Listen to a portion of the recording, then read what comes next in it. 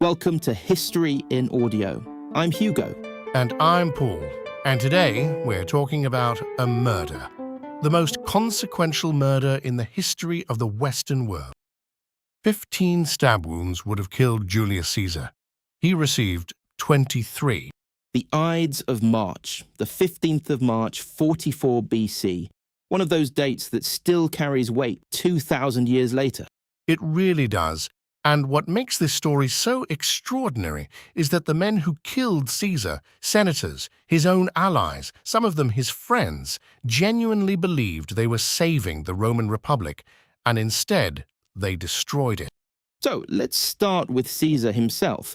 Who exactly was he by 44 BC? Because you need to understand what the conspirators were reacting to. Right. By 44 BC, Caesar had spent 8 years in the Gallic Wars, fully conquering the region of Gaul, what we roughly call modern France. He was Rome's greatest living general, enormously popular with the common people and commanding the personal loyalty of a seasoned army. Then, when the Senate demanded he disband that army and return home as a civilian, he refused. He crossed the Rubicon with his legions in 49 BC and plunged Rome into civil war. He won, and in early 44 BC, the Senate appointed him Dictator Perpetuo, dictator in perpetuity. Not a temporary emergency appointment, as the office had always been, permanent. Which is a pretty significant departure from how Rome had always operated. Completely. The whole Roman system was built on the idea that no one man should hold unchecked power. Consuls served for 1 year, dictators were temporary, the Senate was the counterweight.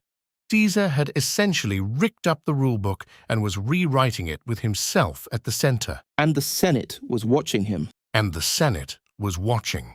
And there were 3 incidents in 45 and 44 BC. The Roman historian Livy describes them as the 3 last straws that really crystallized the fear that Caesar intended to make himself king. Walk us through them. The first happened when the Senate decided to formally present Caesar with a large number of honors. They marched as a delegation to the Temple of Venus Genetrix to deliver the news. Etiquette absolutely required Caesar to stand and greet them. He didn't. He stayed seated and reportedly joked that his honors needed to be cut back, not increased. According to Cassius Dio, the historian, Caesar just sat there and dismissed them. Whether it was arrogance or perhaps illness, Suetonius suggests he might have been physically restrained from rising. The message received was loud and clear. Caesar no longer cared what the Senate thought. That's a fairly staggering snub. The second incident followed in January of 44 BC. One morning, the tribunes Marullus and Flavus discovered a diadem, a royal crown, placed on Caesar's statue in the Forum. Nobody knew who'd put it there, though Caesar suspected the tribunes themselves had staged it so they could dramatically remove it, which they did. Then, a few weeks later, Caesar was riding into Rome and someone in the crowd called him to Rex, king. Caesar replied with a famous piece of wordplay, "I am not Rex, but Caesar," because Rex was also a Roman family name. Cute, but it didn't defuse the situation. Caesar had the man who shouted it arrested and then had the 2 tribunes removed from office and expelled from the Senate. And that was a problem because tribunes were specifically the representatives of the common people. Exactly. You did not punish the people's tribunes. It put Caesar on entirely the wrong side of public opinion. And then came the third incident, the Lupercalia, the 15th of February. The festival. The festival, Mark Antony, who was co-consul with Caesar, climbed onto the rostra in front of a crowd and placed a royal diadem on Caesar's head, saying, "The people give this to you through me." The crowd mostly fell silent. Caesar removed it. Antony placed it back. Caesar removed it again.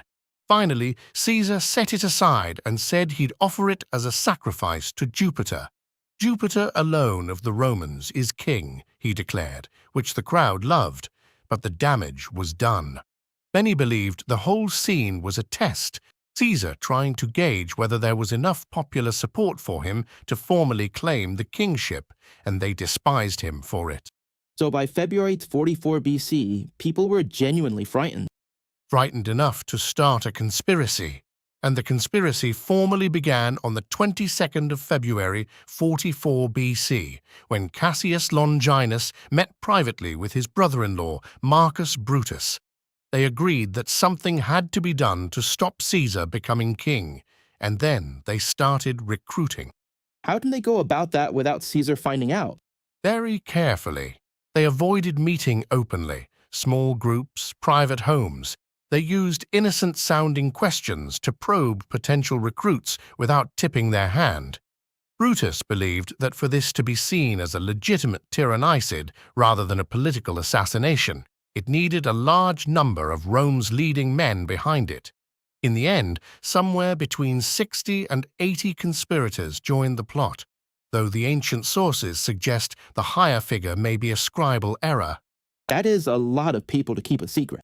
It is remarkable, really, and the group included men from across the political spectrum, former supporters of Pompey, men who had previously backed Caesar himself.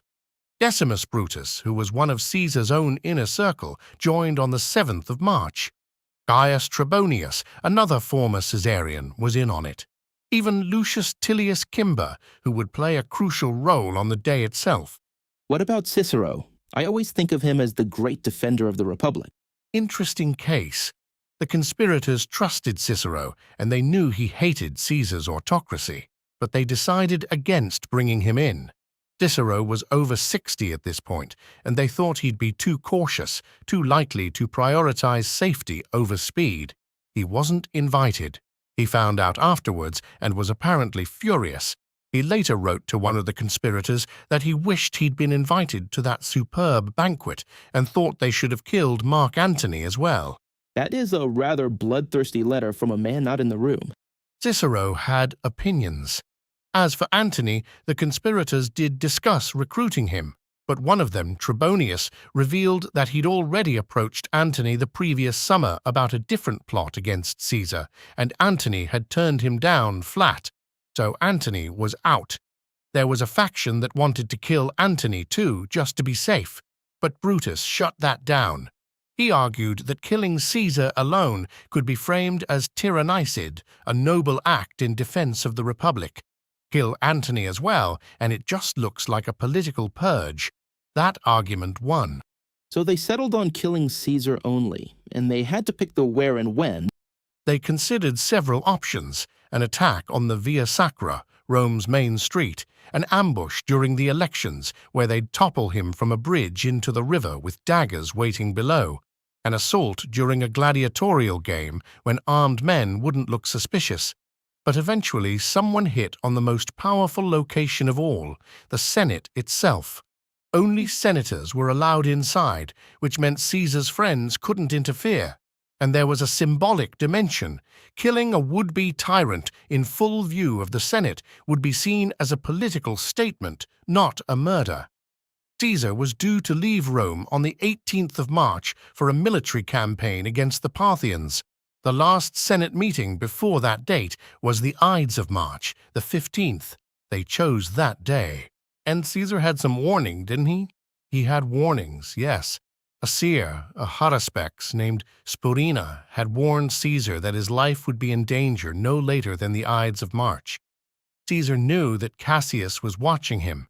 He'd said to an aide on the 1st of March, watching Cassius speak with Brutus, "What do you think Cassius is up to? I don't like him. He looks pale." But he didn't act on any of it. Right, so let's get to the day itself, the 15th of March, 44 BC. The senators gathered at the Curia of Pompey. They were normally at the Roman Forum, but Caesar was funding its reconstruction, so they'd been meeting in other venues. The Curia sat within the Theatre of Pompey, and Decimus Brutus had helpfully stationed his personal company of gladiators in the portico just outside, useful if things went wrong in either direction. But Caesar was late, though. Caesar was very nearly not there at all. That morning, his wife Calpurna woke in a terrible state from a nightmare. She dreamt she was holding Caesar's murdered body in her arms. Other versions have her dreaming the pediment of their house collapsed or Caesar's body streaming with blood. She'd almost certainly heard Spurina's warnings already, which colored her visions. Around 5 in the morning, she begged Caesar not to go, and remarkably, he agreed. He decided to stay home and sent Mark Antony to dismiss the Senate. So the whole thing nearly fell apart before it started. It very nearly did. When the conspirators heard the Senate was being dismissed, Decimus Brutus went straight to Caesar's house. And this is where it gets almost theatrical. Decimus said to Caesar, "What do you say, Caesar? Will someone of your stature pay attention to a woman's dreams and the omens of foolish men?" That was enough. Caesar changed his mind. He went. And Spurina was there when he arrived. He was, and Caesar, perhaps trying to lighten the mood, called out to him playfully as he walked past, "Well, the Ides of March have come." And Spurina replied, "Aye, the Ides have come, but they are not yet gone." Caesar went inside. Trebonius intercepted Mark Antony outside and kept him talking in the portico. And so Caesar was alone inside. Surrounded by 60 conspirators, yes, till Silius Timber approached Caesar and presented him with a petition to recall his exiled brother. The other conspirators crowded around to add their voices in support, a standard piece of political theater that immediately became something else. Caesar waved Timber away. Timber grabbed Caesar's toga and yanked it off his shoulder. Caesar cried out, "Why, this is violence! Ista quidem vis est," in Latin, and at that moment Publius Servilius Casca drew his dagger and made a glancing cut at Caesar's neck. Casca spun around and grabbed Cassius's arm, shouting to his brother in Greek, "Brother, help me!" And from that moment it became a frenzy. 23 stab wounds. 23. Cassius slashed his face, others stabbed from behind. Decimus sliced his thigh.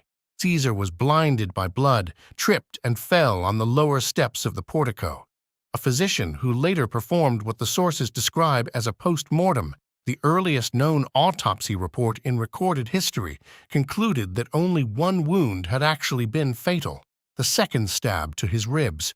The rest were not individually lethal. He died of blood loss. And what did Caesar say at the end? Because "et tu brute" is one of the most famous phrases in history. This is one of the great myths we need to address. Both Cassius Dio and Suetonius say Caesar said nothing at all. Plutarch agrees. He says Caesar pulled his toga up over his head when he saw Brutus among the conspirators. There's a Greek phrase recorded in the sources, kai su teknom, meaning roughly, "you too, child," which some ancient writers mention, but the famous Latin et tu, Brutus comes entirely from Shakespeare's 1599 play. It's not in any ancient source as a Latin phrase. Shakespeare invented it, or at least gave it that particular form. So the single most famous last words in history are a theatrical invention? Shakespeare was better at theatre than history, yes. What we do know is that afterwards, Brutus stepped forward as if to address the senators who hadn't been part of the plot. They fled the building without listening to a word. Brutus and the conspirators marched through the city, announcing, "People of Rome, we are once again free." They were met with silence. The citizens had locked themselves inside their houses the moment rumors began to spread. Caesar's body was left lying where he fell for some time. 3 slaves eventually put him on a litter and carried him home, one arm hanging down. That detail is devastating. It is, and the silence of the city tells you something important. The conspirators had completely misjudged the public mood. They expected relief. They got dread. Let's bust the second myth then, the idea that killing Caesar would restore the Republic. Yes. The conspirators called themselves the liberators, and they genuinely believed that removing Caesar would allow the republican institutions to spring back to life. What they failed to understand is that the Republic had already been fatally weakened by decades of civil war, by the armies that owed loyalty to individual generals rather than to Rome, and by a political culture that had normalized extraordinary concentrations of power.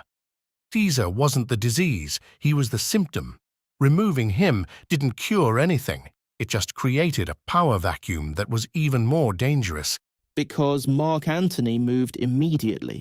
Within 2 days, Antony summoned the Senate and worked out a compromise. The conspirators would not be prosecuted, but all of Caesar's appointments and reforms would stand, which was very clever. It denied the conspirators the clean break they needed. And then Antony capitalized on the grief of the Roman mob. A wax statue showing all 23 wounds was erected in the Forum, which tells you something about how the city felt. The crowd burned the Senate House in their anger. And then there was Caesar's will. Caesar's will was the masterstroke. He had named his grandnephew, the 18-year-old Gaius Octavius, as his sole heir, handing him the Caesar name, enormous wealth, and the loyalty of Caesar's veteran soldiers. Nobody had expected this. Antony certainly hadn't. Octavian, as he became, proved to have extraordinary political instincts for someone so young. By 43 BC, the second triumvirate formed: Antony, Octavian, and Lepidus. They defeated Brutus and Cassius at the Battle of Philippi in 42 BC. Both Brutus and Cassius died there. The Republic never recovered. Here's the counterfactual I keep coming back to. What if the conspirators had killed Antony as well? That was on the table. It was, and Brutus's decision to spare Antony is one of the most consequential judgments in ancient history. If Antony had died on the Ides of March alongside Caesar, there's no one with the military credibility and political cunning to weaponize Caesar's legacy so immediately and so devastatingly. Octavian was still a teenager abroad. He might never have gained enough traction to emerge as a major player. Without Antony and Octavian working in tandem to destroy the conspirators, it's at least plausible that the liberators could have guided Rome back towards something resembling the old republican structures. Whether those structures could have held against the underlying forces pulling the republic apart, that's a harder question. But the immediate power balance would have been very different. Brutus's restraint, however principled, may have been the single decision that doomed the republic he was trying to save. Why did it matter? The long view. The Ides of March is the moment the Roman Republic effectively ended, even if nobody quite knew it yet.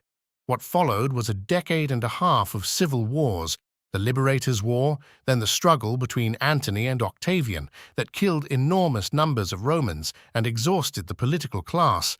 When Octavian emerged as Augustus in 27 BC, he had the wisdom to dress his one-man rule in republican clothing. He called himself princeps, first citizen, not king, but the substance was monarchy. Caesar's formal deification in 42 BC meant that Augustus was literally the son of a god. The Principate, the early empire, was built directly on the rubble of the assassination, and the phrase Ides of March became a byword in the Latin-speaking world for treachery and catastrophic miscalculation.